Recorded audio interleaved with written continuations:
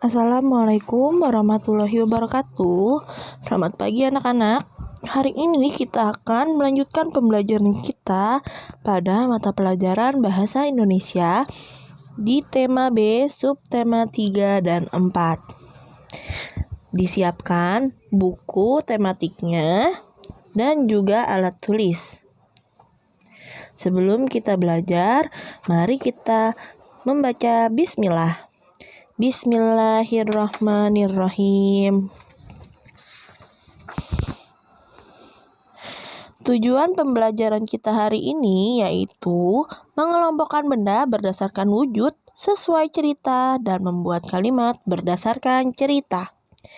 Kemarin kita sudah belajar tentang wujud-wujud benda ya. Ada padat, cair, dan juga gas. Hari ini kita akan mengelompokkan benda tersebut berdasarkan cerita yang sudah tersedia dan juga membuat kalimat. Yang kedua, membuat pertanyaan berdasarkan cerita dan menemukan arti kata berdasarkan cerita. Kita akan belajar untuk membuat pertanyaan dari sebuah cerita.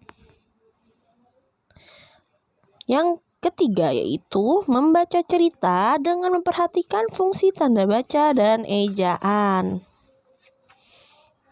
Ibu akan mengajarkan kalian tentang fungsi tanda baca, yaitu fungsi dari titik, koma, tanda seru, dan juga tanda tanya.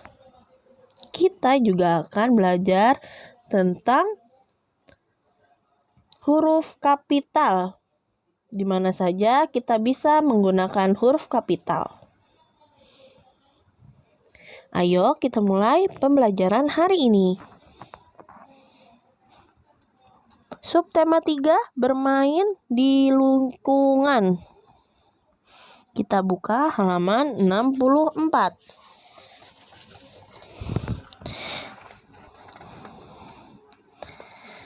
Ayo membaca. Ketika jam istirahat sekolah tiba, Joni bermain dengan Tony. Joni bercerita kepada Tony tentang permainan gelembung sabun. Joni pun menunjukkannya kepada Tony. Ayo kita baca percakapan Tony dan Joni berikut. Joni, Made, kemarin aku bermain gelembung sabun. Made, permainan apa itu, Joni? Joni, kamu nanti bisa mencobanya di rumah. Tony, sepertinya seru ya. Joni, iya, sediakan air sabun dan sedotan minuman. Tony, bagaimana membuat gelembungnya? Joni, masukkan sedotan minuman ke dalam air sabun. Lalu tiuplah sedotan timun itu. Gelembung akan keluar dari sedotan itu. Tony, wah, bagus sekali. Aku akan mencobanya.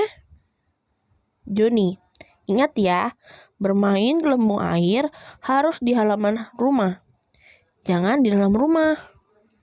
Tony, baiklah, terima kasih atas ceritamu yang menarik. Nah, setelah membaca percakapan antara Tony dan Joni, sekarang coba yuk kita jawab pertanyaan-pertanyaan yang sudah disediakan. Apa mainan yang diceritakan Joni? Kita lihat ya, Joni sedang menceritakan mainan apa kepada Tony? Yaitu permainan gelembung sabun. Bagaimana cara memainkannya? Yaitu dengan cara ditiup. Apa ya wujud air sabun? Wujud air sabun adalah cair. Ingat ya, air sabun, bukan gelembung sabun. Air sabun berwujud cair, sedangkan gelembung sabun wujudnya adalah gas. Gas di dalam gelembung sabun. Tuliskan ciri-ciri benda gas berdasarkan cerita tersebut. Di mana ya ciri-ciri benda gas pada cerita tersebut? Yaitu saat Joni bilang, tiuplah sedotan limun itu, gelembung akan keluar dari sedotan itu. Dari penjelasan Joni, kita bisa tahu bahwa ciri-ciri dari gas yaitu menempati ruang dan menyebar ke segala arah. Lalu yang kelima adalah bagaimana cara membuat gelembung sabun dengan cara ditiup, yaitu dengan cara memasukkan sedotan minuman ke dalam air sabun, lalu tiuplah sedotan limun itu. Apakah jawaban kalian sudah benar? Hebat sekali. Nah, kalau sudah, kita lanjutkan ya ke halaman 80.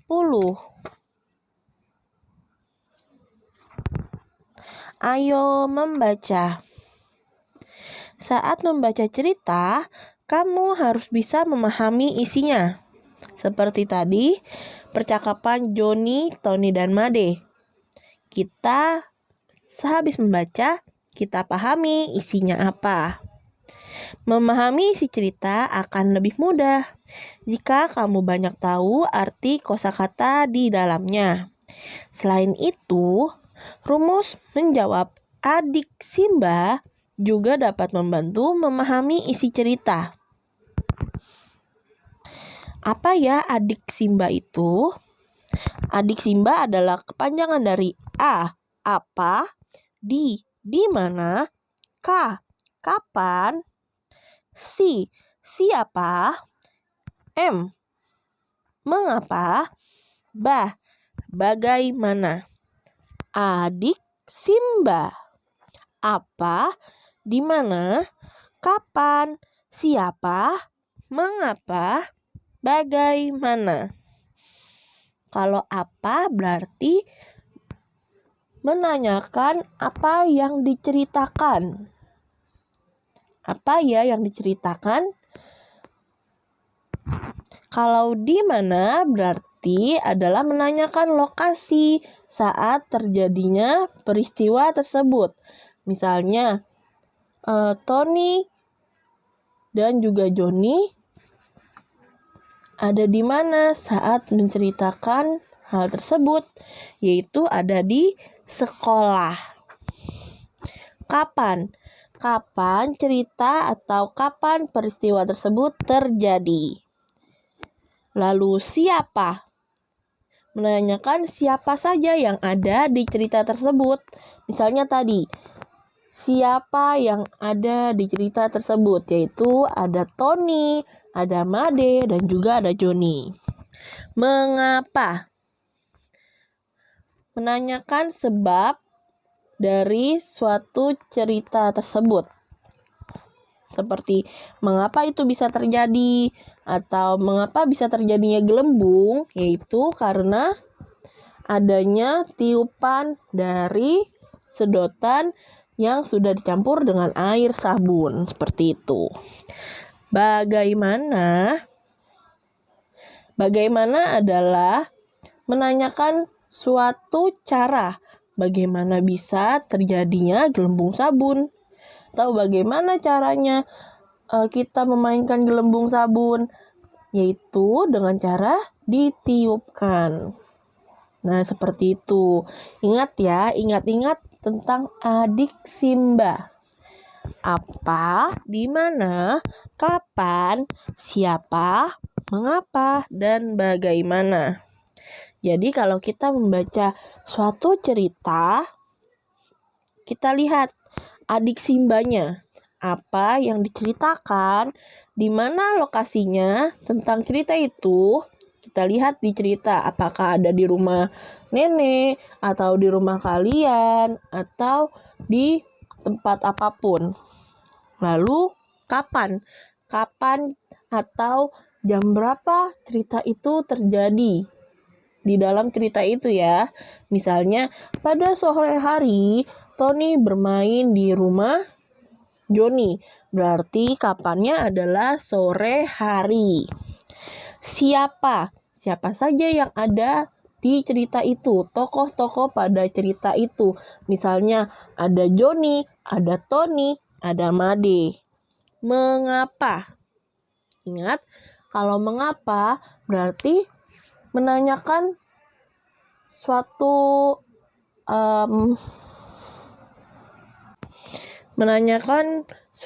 alasan mengapa permainan itu sangat mengasihkan. Bisa seperti itu. Mengapa balon gelembung bisa terjadi? Yaitu karena adanya tekanan dari gas atau dari udara yang ditiupkan melalui sedotan.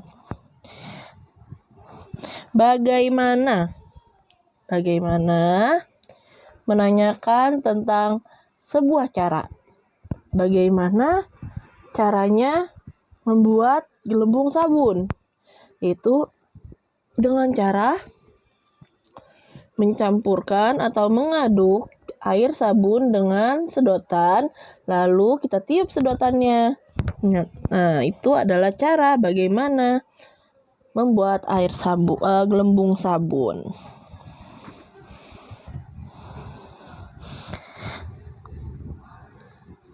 Nah, kalau sudah mengerti, sekarang kita baca cerita berikut dengan teliti. Mengamati benda-benda di sekolah. Lani dan teman-teman mendapat tugas dari ibu guru. Mereka diminta membuat laporan pengamatan benda-benda di sekolah. Kelompok Lani berencana mengamati benda-benda yang ada di perpustakaan. Lani dan kelompoknya pergi ke perpustakaan. Di sana, mereka menemukan banyak benda. Ada globe, jam dinding, meja, dan kursi. Rak dan buku-buku tertata rapi di sana. Di sana juga ada hiasan dinding berupa lukisan. Mereka mencatat semua benda yang ada di perpustakaan. Catatan ini sebagai bahan membuat laporan hasil pengamatan. Setelah mendaftar semua benda, mereka juga menuliskan ciri-ciri benda tersebut, mulai dari wujudnya hingga bentuk benda tersebut. Di cerita ini berarti Lani dan teman-temannya mendapatkan tugas dari ibu guru untuk membuat laporan pengamatan benda-benda yang ada di sekolah. Nah, Lani dan teman-temannya memutuskan untuk mengamati benda-benda yang di perpustakaan. Ada apa saja ya benda-benda di perpustakaan? Ada globe, ada jam dinding, meja, dan kursi. Dan juga ada rak buku-buku. Setelah itu, mereka mencatatnya agar menjadi sebuah laporan untuk tugas dari ibu guru. Lalu setelah itu mereka tidak lupa untuk memberikan atau menuliskan ciri-ciri benda tersebut, mulai dari wujudnya hingga bentuk benda tersebut. Ayo, sekarang kita jawab ya pertanyaan-pertanyaan yang sudah disediakan. Yang pertama, apa tugas yang diberikan ibu guru kepada Lani dan teman-temannya? Ingat ya, adik Simba, apa tugas yang diberikan ibu guru kepada Lani dan teman-temannya? Yaitu mereka diminta membuat laporan pengamatan benda-benda di sekolah. Yang kedua, di mana mereka melakukan pengamatannya? Ingat, di mana adalah menanyakan satu lokasi. Di mana mereka melakukan pengamatan? Yaitu di perpustakaan. Yang ketiga, siapa saja yang bertugas mengamati benda-benda di sekolah? Yaitu Lani dan teman-temannya. Mengapa mereka mencatat benda-benda tersebut? Kenapa mereka mencatat benda-benda tersebut? Yaitu karena catatan tersebut digunakan sebagai bahan membuat laporan hasil pengamatan. Yang kelima yaitu bagaimana cara membuat laporan pengamatan. Kita lihat di sini bagaimana ya Rani dan teman-temannya membuat laporan pengamatan. Yaitu dengan cara mendaftar semua benda, lalu mereka juga menuliskan ciri-ciri benda tersebut dan mulai wujudnya hingga bentuk dari benda tersebut.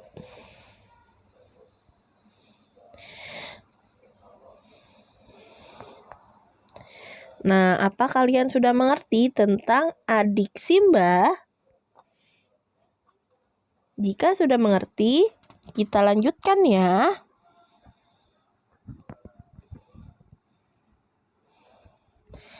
Kita berlanjut ke subtema 4, bermain di tempat wisata. Selain bermain di rumah dan di sekolah, Nina juga suka bermain di tempat wisata.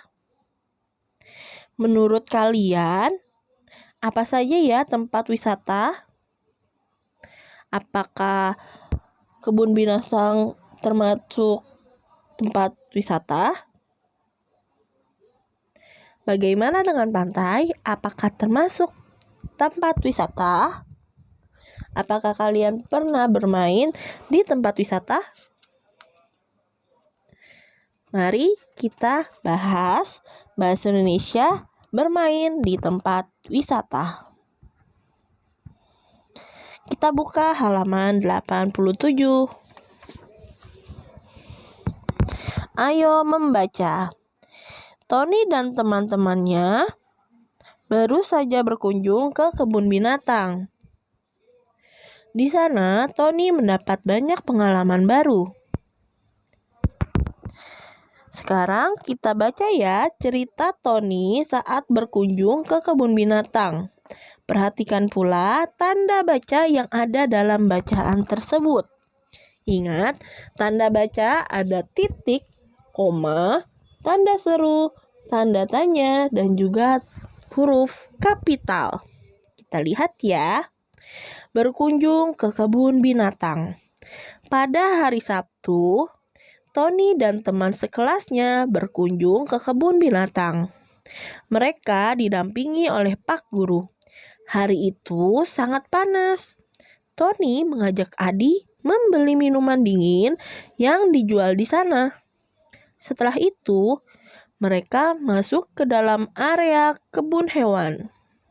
Mereka melihat berbagai binatang. Mereka mendengarkan penjelasan Pak Guru tentang hewan-hewan yang ada di sana. Setelah acara berkunjung selesai, mereka bersiap untuk pulang. Tony dan teman-teman merasa senang karena mereka mendapat pengetahuan baru. Dalam cerita tersebut, terdapat tanda baca dan juga ejaan, berupa tanda koma, titik, dan huruf kapital. Apa ya tanda baca itu?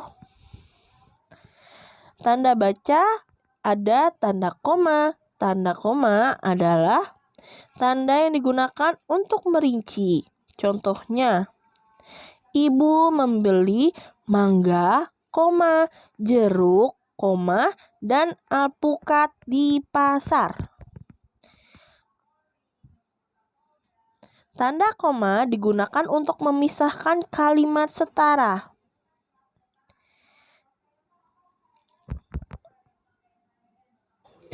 Contohnya, ada Tony ingin ke rumah Nina, koma, tetapi hujan.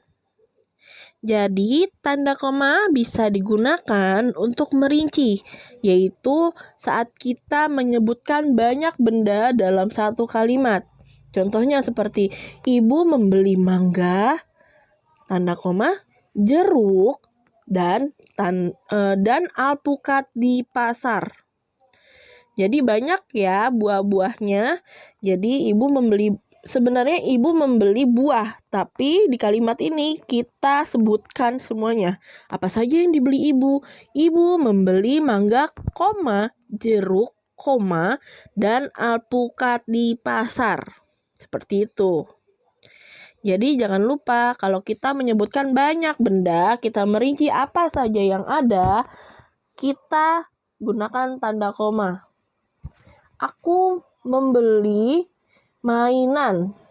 Contohnya ya, aku membeli mainan. Apa saja ya mainannya? Aku membeli mobil-mobilan, pesawat,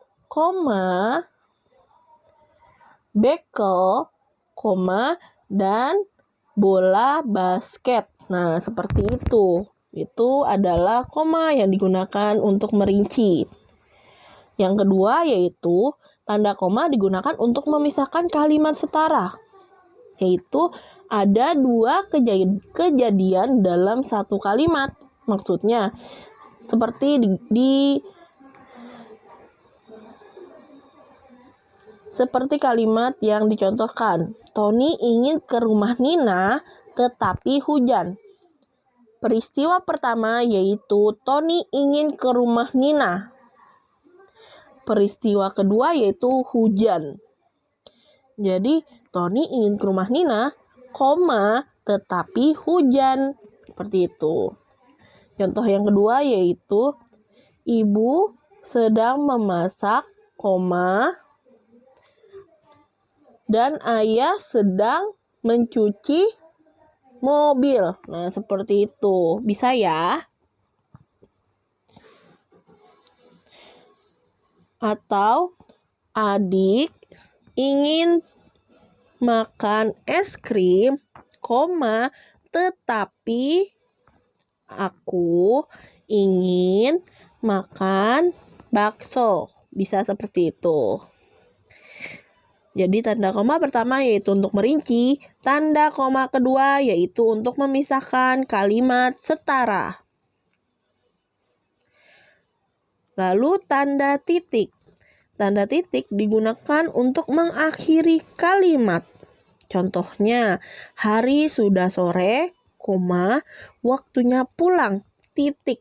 Jadi tidak ada lanjutannya lagi. Selanjutnya kita akan memulai baris yang baru. Tanda titik digunakan untuk menuliskan nilai uang. Nah, contohnya seperti ini ya.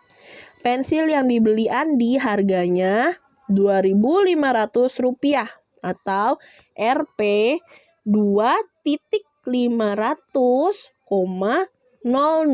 titik. Nah, seperti itu tanda titik untuk menuliskan nilai uang. Bagaimana dengan 1.000? Kalau Rp1.000 jadinya Rp 1.000,00 titik. Seperti itu. Coba kalau kalian masih bingung, kalian cari kalimat atau penulisan nilai uang yang menggunakan tanda titik di buku maupun di internet. Huruf kapital. Huruf kapital yaitu huruf besar ya. Huruf kapital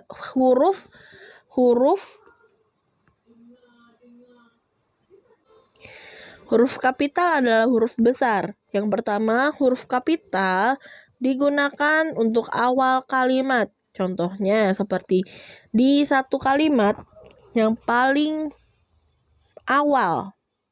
Kita lihat di halaman 87 ya. Di kalimat awalnya pada hari Sabtu. Padanya kita pakai huruf kapital atau huruf besar.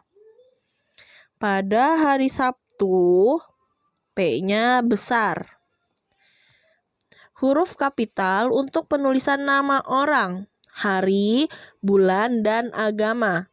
Contohnya, bulan Maret. B-nya kapital, M-nya kapital. Oke? Bulan Maret atau bulan September. Bulan Oktober. B dan O-nya kapital. Lalu nama orang. Dimas. D-nya gede. D-nya kapital ya. Dan Nina. N-nya besar. Membeli buku. Lalu nama hari. Hari ya, bukan hari dengan sebenarnya hari nama juga pakai kapital ya, maaf. Hari ini adalah hari Jumat. Di sini besar karena di awal kalimat H. Hari ini adalah hari Jumat. Maaf ya, jadi yang di bulan Maret B-nya besar dikarenakan awal kalimat. Jadi bulan Maret. Jadi kalau misalnya bulan Maret tapi terdapat di tengah-tengah, B-nya nggak besar ya, tapi cukup nama bulannya aja yang besar, yang kapital. Hari ini adalah hari Jumat. H-nya besar karena ada di awal kalimat. J-nya besar karena nama hari Jumat.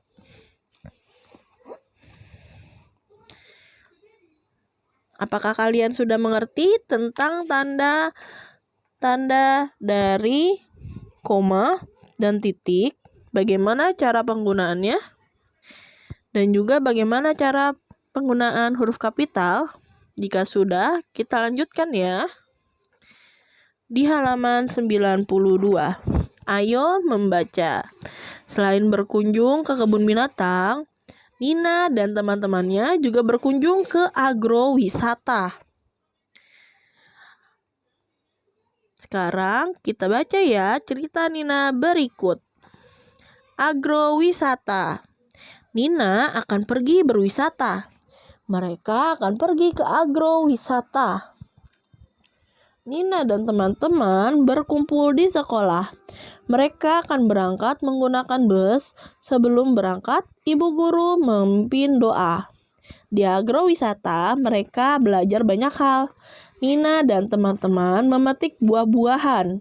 Mereka juga boleh makan buah yang telah dipetik. Bu guru berpesan agar siswa menjaga kebersihan.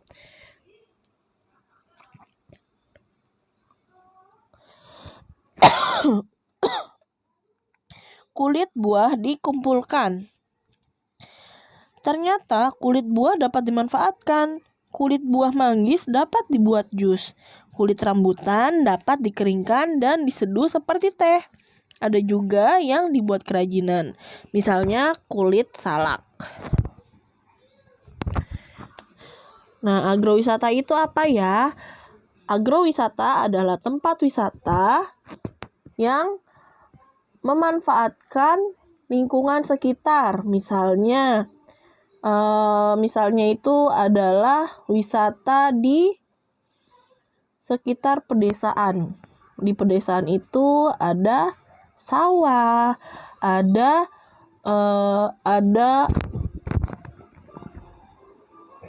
kebun buah dan yang lainnya. Nah, itu adalah agrowisata ya. Sekarang kita coba beri tanda centang pada pernyataan sesuai dengan isi cerita yang tadi ya. Yang pertama, Nina dan teman-temannya berkunjung ke agrowisata. Benar atau tidak ya? Jika benar, beri tanda centang.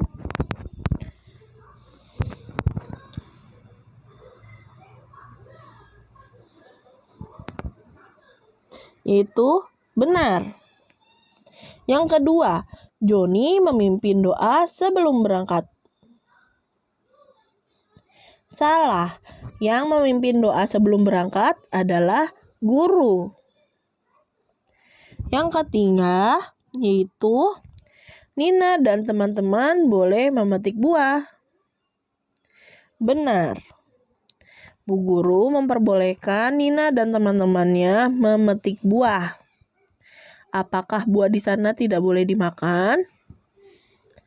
Salah. Buah di sana dibolehkan untuk dimakan. Tetapi harus menjaga kebersihan dengan cara mengumpulkan semuanya atau mengumpulkan sisa-sisa dari kulit buah tersebut. Made bertugas mengumpulkan kulit buah. Benar atau salah? Salah. Yang bertugas untuk mengumpulkan kulit buah adalah seluruh siswa.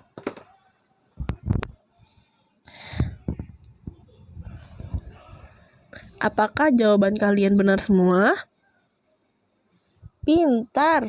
Sekarang kita lanjutkan ya. Ke halaman 93. Tuliskan benda-benda yang ada di dalam cerita tersebut. Masih di dalam cerita tersebut ya. Kita tuliskan apa saja benda-benda yang ada di cerita. Kita lihat tabelnya, ada nomor, nama benda, dan ada wujud-wujudnya. Nah, kita centang jika wujudnya padat, kita centang jika wujudnya cair, kita centang ke gas apabila wujudnya gas. Kita lihat ya yang pertama, yaitu buah-buahan. Wujudnya yaitu padat. Yang kedua, kulit buah. Wujudnya yaitu padat. Lalu kita ke nomor 3, yaitu teh. Wujudnya cair. Yang terakhir adalah jus. Wujudnya yaitu cair. Benar sekali. Apakah jawaban kalian sudah benar? Jika sudah benar, kalian sangat pintar. Jika sudah mengerti tentang bagaimana wujud,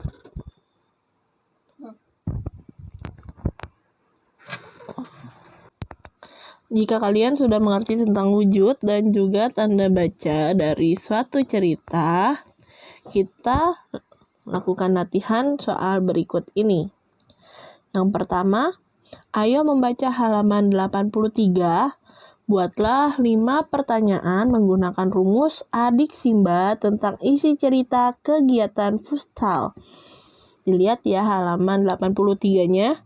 Kita buat 5 pertanyaan menggunakan adik Simba. Adik Simba itu apa saja ya? Apa? Di mana? Kapan? Siapa? Mengapa? Bagaimana? Kita buat 5 pertanyaan menggunakan adik Simba dalam cerita kegiatan futsal. Yang kedua, tulislah cara penggunaan huruf kapital dan berikan contohnya. Ibu tadi sudah menjelaskan bagaimana cara penggunaan huruf kapital. Lalu jangan lupa berikan contohnya ya. Yang ketiga, tuliskan cara menggunakan tanda titik, tanda koma. Berikan pula contohnya. Sudah Ibu jelaskan juga bagaimana cara penggunaan tanda titik dan koma. Kalian tinggal menuliskannya kembali dan membuatkan contohnya. Selesai sudah pembelajaran kali ini. Semoga pembelajaran kita hari ini berguna untuk kita semua. Terima kasih sudah menyimak dan mempelajari video pembelajaran ini dengan baik. Wassalamualaikum warahmatullahi wabarakatuh.